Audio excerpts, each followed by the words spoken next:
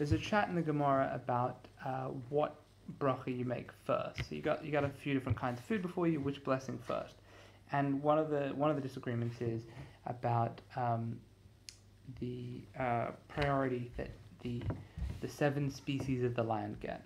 So there are seven species for which the land of Israel is renowned and which have a special dignity and halachic status in the Jewish tradition. And it comes from a verse in Deuteronomy 8:8. Eretz chita v'soara v'gefen u'thena v'riman Eretz zayit shemen udvash. So Eretz chita, a land of wheat, u'soara and barley, v'gefen and vine, like grapevine, u'thena and fig, v'rimon and pomegranate. Eretz zayit shemen, a land of olive oil, udvash and honey. And honey is understood to be date honey. So those are the seven foods, and those. So some say that you make the blessing on one of those. If you have one of those in front of you, you make the blessing on that first because of the dignity of those foods. And others say no, you make the first blessing on the food that you want to eat then. I think the Mishnah Berurah goes with the former view and the Shulchan Aruch goes with the latter view, but I'm not certain. I believe that's what I read here. Anyway, onward to the matter, which is Rabbi Yosef and some say Rabbi Yitzchak said, each precedes in this verse takes precedence in terms of blessing as well. So that order, a land of wheat and barley, vines, figs, and pomegranates, a land of olive oil and honey, not only do these seven take precedence of other foods according to this view, but even within that verse, foods that I mentioned earlier take precedence of foods that I mentioned later. So the seven species are, according to this view, in descending order: wheat, barley, vines, figs, pomegranates, olive oil, and honey. But this position disagrees with Rabbi Hanan. Rabbi Hanan says the entire verse was stated for the purpose of teaching measures. There are a whole lot of laws which use different measurements, and these seven foods are the basis for seven different halachic measurements. So for one who enters a house afflicted with leprosy, as soon as he enters the house, he becomes impure, and his clothing that he's carrying, or his sandals and rings that he's carrying, also instantly become impure. But if he's wearing clothes and sandals and rings, then or part thereof, then they don't immediately become impure. They only become impure if he hangs around in the house of the leper, the house that has leprosy.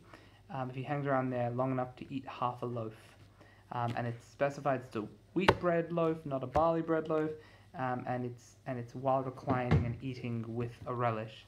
So not just bread itself, but maybe with some hummus, something similar. So it's a faster measurement. So the wheat, therefore, is critical to this measurement because it's a wheat loaf. Okay, and Rabbi Hanan brings for barley. He says, we have this law that a bone the size of a grain of barley imparts ritual impurity through contact and by being carried, but does not impart impurity of the tent, which means impurity by simply being in the same tent as someone else.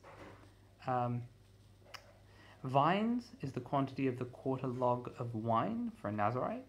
So Nazarite's forbidden wine. How much? It's a quarter of a log, which is a measurement of, I believe, volume. But the wine log is slightly different from the water log, and it is the wine log that we're talking about here. So the vine is the basis of this law. Not just the basis of this measurement that is used here. Figs serve as the basis of the law for the minimum amount of food, that someone carries from private domain to another private domain on Shabbat and is liable, which is a dried fig bulk. That's the smallest unit of food for which one is liable. And pomegranates teach us, as we learned, that all utensils belonging to homeowners, they become pure and lose their impure status when they are are broken to the point of uselessness, and that is when they have holes the size of pomegranates in them. So these 7 foods. Two more. Land of olive oil. Rabbi Yossi, son of Rabbi Chanina, said a land of all of whose measures are olives. The Gemara says, can it enter your mind that all of the measures are olives? Aren't there some that we mentioned above which are not olives?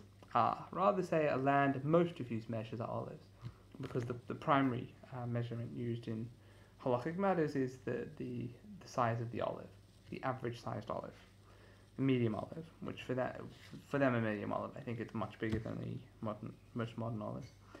And honey, dvash, is to teach us the law of Yom Kippur. For when someone's fasting on Yom Kippur, he becomes liable if he eats the size of a large date.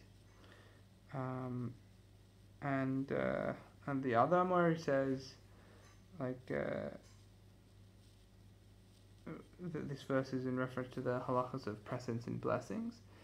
So Rabbi Chanan saying, no, the reason we have this order here is not to teach us, and this verse is not to teach us precedence and blessings, it's to teach us all these laws of measures. And so the Gemara asks, and according to the one who says it's to teach us the order of precedence, what does he say with regard to this midrash? Are these the Gemara responds, are these measures written explicitly? No, rather they are by rabbinic law, and the verse is a mere support, an allusion. So ukra asmachta ba'alma, and the ukra is something called an asmachta, an allusion or a support. This is a category I don't really understand very well, but I think it's critical to understanding the Gemara well, because understanding what asmachta is helps understand what asmachta is not. And so I think asmachta is when the rabbis think we don't really have a scriptural basis for this law from whatever we're mentioning here, but we have a scriptural allusion. We have something that sort of tends in that regard, and it tends to be used, so far as I've seen, quite rarely, even though many halachic rulings seem to bear some of that, but that could just be because they're too dense for me to understand the reasoning behind. I wanted to say one more thing on this. This is a cute little story. So Rav Chisda and Rav Hamnuna are sitting at a meal, and they brought dates and pomegranates before them. And Rav Hamnuna took and recited a blessing of the dates first. And Rav Chisda said to him, does the master not hold of that which Rav Yosef, and some say Rav Yitzchak, said, that each proceeds in this verse proceeds in terms of blessing as well? So you recall the verse says, Eretz chita u'sa'ora v'gefen u'tnea v'rimon, Eretz zayit shemen dvash. A land of wheat and barley, vines, figs, and pomegranates, a land of olive oil and honey. And so they had dates and pomegranates. Pomegranates is the 5th item, and dates are the last item, the 7th item, honey. And so seemingly the 5th item should come before the 7th item. So why is it, Rav Chisda asks Rav Hanuna, why is it that he's not making the blessing on the pomegranate first? Because it's item 5, not item 2, not item 7. And Rav Hanuna said to him, this, meaning the date, is mentioned second to land, and this is 5th to land. Yeah, so he says, because it says the word land twice, a land of wheat and barley, vines, figs, and pomegranates, a land of olive oil and honey. What Rav Hamnuna is saying is that honey, the date honey is mentioned second after the word land, and pomegranate is mentioned 5th after the word land. So it seems to restart the count. So to him, it would seem that olive ties with wheat and honey ties with barley, maybe. Whereas vines, figs, and pomegranates, by virtue of being further away from the word land, are less prominent.